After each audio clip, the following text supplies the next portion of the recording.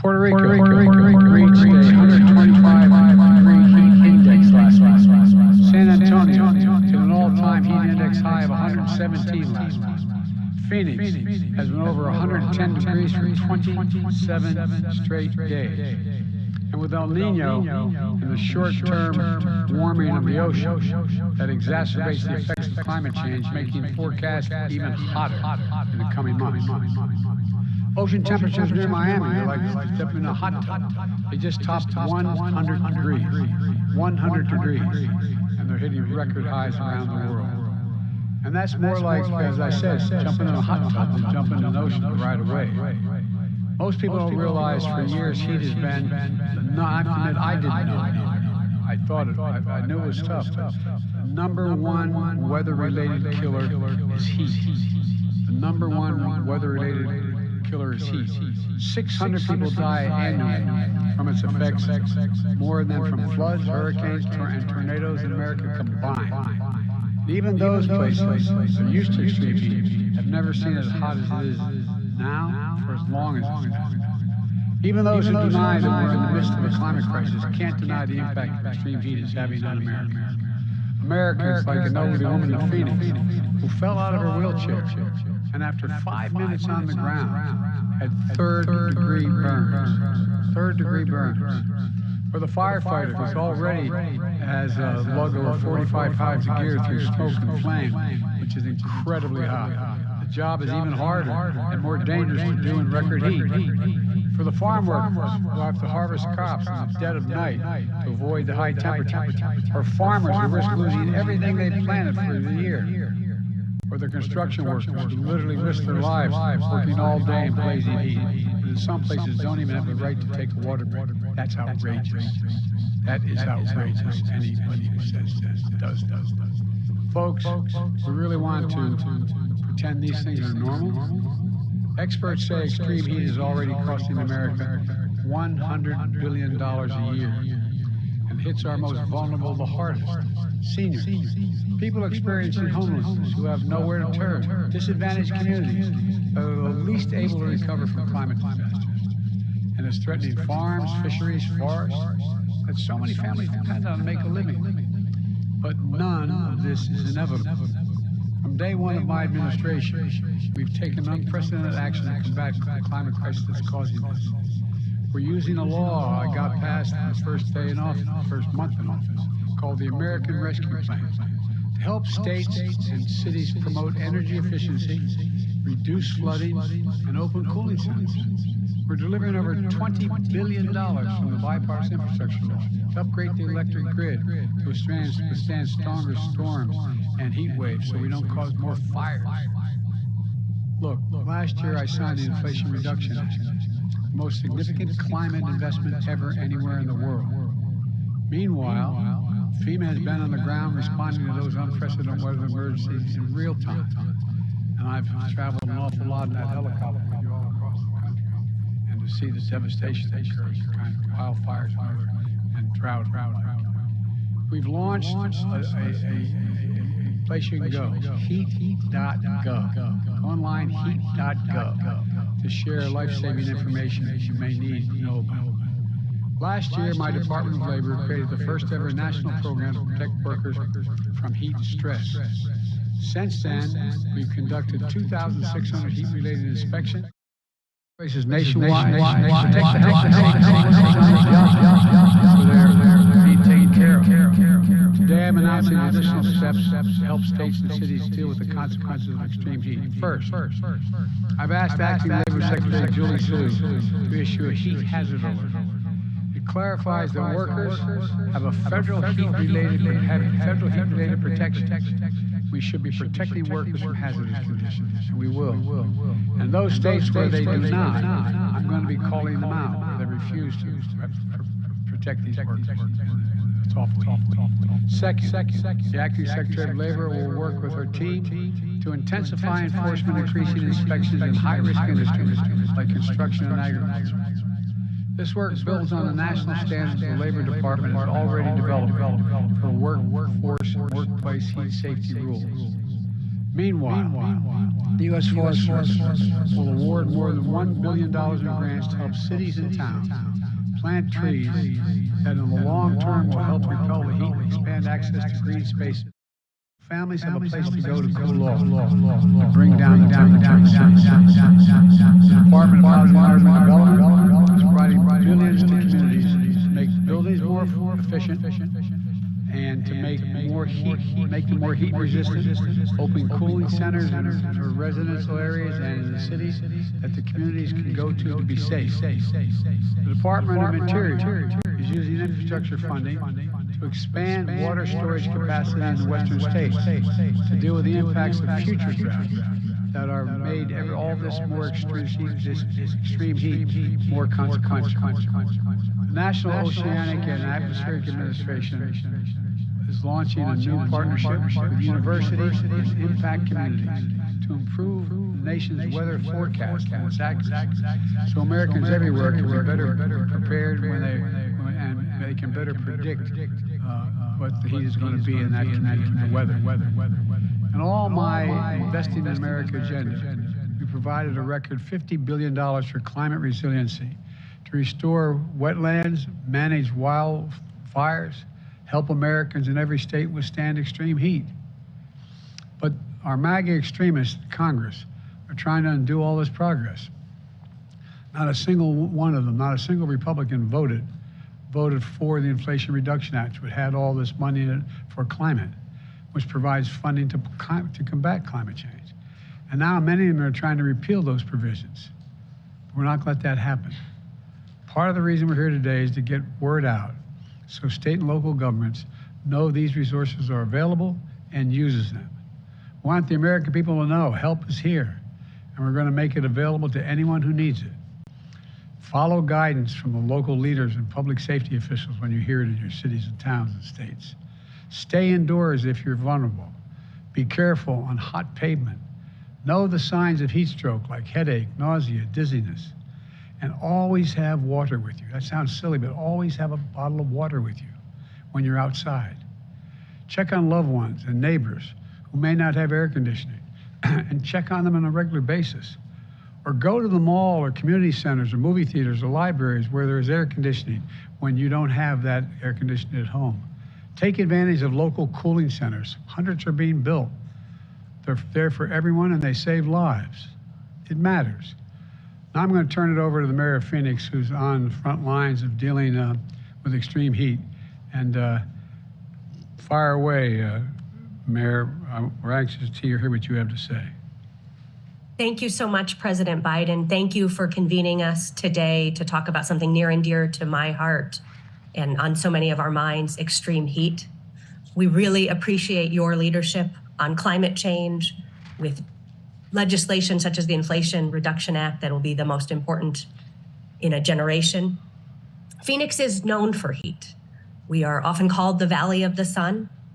We have relentless summer heat followed by beautiful months of weather. But right now, this summer has really been unprecedented, and you've spoken about some of the challenges we have faced here in Phoenix. It's taking a real toll on our community.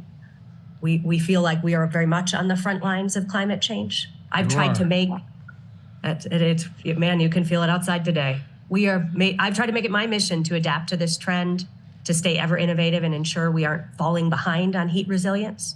We're working to out-innovate climate change, but we need to work together to make sure all of us are on deck to address it. We need a whole of government approach. Phoenix is the first in the nation to have a permanent publicly funded heat office. They love the data that NOAA and your federal government is putting out to help us. Our emergency personnel and heat-ready volunteers are working diligently to keep residents safe through targeted outreach on heat safety, park trail closures, and timely responses to help our most vulnerable. The heat is a challenge for folks who don't have access to adequate AC or who are outdoors most of the day. So a large part of our efforts is getting residents inside as much as possible. We do it in a variety of ways through cooling centers located across the county, mobile cooling units, respite centers, and encouraging hydration at one of our many water stations. We also recognize that many families need assistance to make their air conditioners more effective or need federal aid with their energy bills. And federal dollars have just been crucial in supporting families' abilities to make their homes safer and more comfortable. The Department of Energy's Weatherization Assistance Program makes homes more energy efficient, lowering energy bills for the long haul, reducing overload on the grid, and making homes more comfortable in intense heat. Paired with the incredible incentives in the Inflation Reduction Act for residential solar, this can make an enormous impact for families. And Mayor Nuremberg, who's joining us, has been a real leader and a model for mayors in how to communicate all the good things that are in the IRA to our residents. The HHS Low Income Household Energy Assistance Program, LIHEAP, has been crucial for low-income families to help with energy bills. Even when the heat is over, many of our families may see their largest ever energy bill in their mailboxes. And we're among the many warm weather communities asking for balanced consideration of how these formulas are structured. Expanding these solutions would have immediate impact for families. We are also using ARPA dollars to address heat, and we are looking forward to applying for the funding for trees, which could really go a long way in making our communities more comfortable, that you have secured in the Inflation Reduction Act. We deal with this heat on an annual basis, so we've been focused on preparedness from day one and really trying to prepare for what is, for us, a long-term emergency. You mentioned that how many lives are lost to heat, and that's a real focus for us. We would love it if Congress would give you the ability to declare heat a disaster. We think that could really save additional aid, and that would even more multiply the impact of the FEMA hazard mitigation assistance and the building resilient infrastructure, the BRIC programs, which are a good start to building long-term solutions such as energy redundancy for cooling centers. So we feel like there are a lot of great tools, and I appreciate you helping communities across the country just make sure they're aware of the great ways the federal government is partnering. We're looking forward to working with you to become even more effective. Thank you. Okay, thank you very much. Look, you've established the Office of Heat Response and Mitigation. And sometimes I think those of us in government who do this all the time, we think everybody knows what all these titles and all these acronyms mean. But can you give me, share some examples of the work and the outreach that you're doing in the community to try to let people know what's available and how you can help? I mean, what kinds of things? Because I find that's a difficult thing to do sometimes. Absolutely. We're getting better every year, and we learn every year. We are trying to get out and share maps of where all the cooling centers are to deliver cooling kits. You mentioned checking on loved ones. We have a formal program called Cool Collars at the City of Phoenix, where you can register your family members, or if you know you might need a check during the heat of the summer. And we would love for more people to sign up to be checked on. The volunteers have been amazing. We've had thousands of engagement, and just having that permanent office has given us a place for people to go, both with ideas and when they want to volunteer. And we've been able to use some of your federal programs, including trying to find new ways to build housing indoors so that our construction workers are safer. So we appreciate the partnership. It's made our heat office more effective. Well, it's not going to alleviate it, right, the heat problem right now. But we also have a number of programs to do everything from allow people to have the ability to get help to literally paint their roofs white, to change their windows and doors and get tax credits for doing it, so heat doesn't, so air conditioning doesn't escape. To be able, there's a whole bunch of programs that are out there that, as we get through the heat wave, that we're, well, as we get by this worst part, that we're able to invest in the communities to keep it from happening as badly next time it occurs. And so I'm looking forward to working with you, and I thank you for your leadership. Mr. Mayor, how you doing, man? Doing great, Mr. President. I hope the air conditioning is working. So far, so good, Mr. President. It's great to be here with you and your team and with Mayor Gallego. And I first want to start by thanking you Mr. President, for the invitation today, and want to extend my sincerest gratitude for your administration for the wealth of the support that the San Antonio community has garnered through extensive and substantive investments in our housing stock, affordable housing stock, our workforce training efforts, as well as sustainable physical infrastructure. But today, we're here to talk about what has become a dangerous heat wave across large swaths of the southern part of our country, including here in Texas. To that end, San Antonio is certainly thankful for a president who's willing to tackle this urgent crisis in an equitable manner. The bipartisan infrastructure law and the Inflation Reduction Act's commitment to the Justice 40 climate initiative is also reflected on our local San Antonio Climate Ready plan, as 75% of San Antonio's population are communities of color, disproportionately impacted by decades of local inaction. But times are changing, thankfully. Sustainability and green energy are no longer four-letter words in the state of Texas. At least among most Texans. Well, I'm happy to say that here in San Antonio, we've taken leadership, and you have. In 2028, we will end the use of coal in San Antonio, which is nearly 40 years ahead of schedule. And in large part because of you, Mr. President, San Antonio will launch its first ever advanced rapid transit line, bona fide mass transit for the city of San Antonio, a service that will only include low or no emission vehicles. And so as San Antonio works towards greener development in transit, we're also doing our policy work. We changed our development code last year to require 240 volt level 2 chargers in all new single family homes. We're also providing incentives for those chargers in multifamily residences. And also having the nation's largest municipally owned utility, San Antonio has now become the 5th largest solar producer in the United States. And congratulations on that, by the way. Congratulations. Thank you very much. We're going to reach for number 1 in the country. We're number 1 in Texas, but we're not going to stop. However, these initiatives are not just happening in San Antonio. I'm pleased to report mayors are united in Texas as well. Communities across Texas have committed themselves to being greener, more equitable, and literally cooler, as nearly every major Texas city now has a long-term climate or emissions reduction strategy. So working with our partners at the White House, with you and your team, I'm confident that the state best known for oil and gas production can help lead the way to a greener tomorrow. So thank you again to your entire team, Mr. President, for your efforts to help us realize a better tomorrow for us, for our children, and for our grandchildren. Well, Ron, thank you. And I'm not being solicitous when I say this. You know, most people don't realize that Texas is one of the states that has the most significant, its energy is most significantly supplied by wind and solar in Texas. And I know there's some in your state who want to turn that around, but it's working and it's moving in a big way, and it's cheaper. It's cheaper. And it's saved our necks in this heat wave too, by the way. Well, I think so, for real. I mean, look, most people grew up in families like I did, where you just got to worry about one day to the next and get enough food on the table. I mean, not poor, but just taking care of the business, making sure your kids are okay.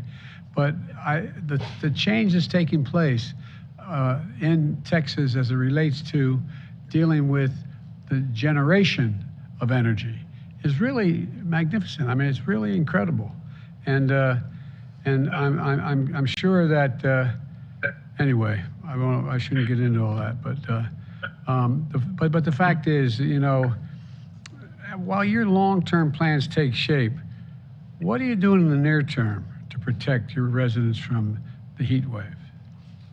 Well, I certainly appreciate that question and very much appreciate the actions that you're taking today, Mr. President, through the Department of Labor. As you know, Texas cities are in a battle with the state for local control, but we're going to do everything possible to protect our most vulnerable workers, especially those outdoor workers, for basic things like being able to access water breaks.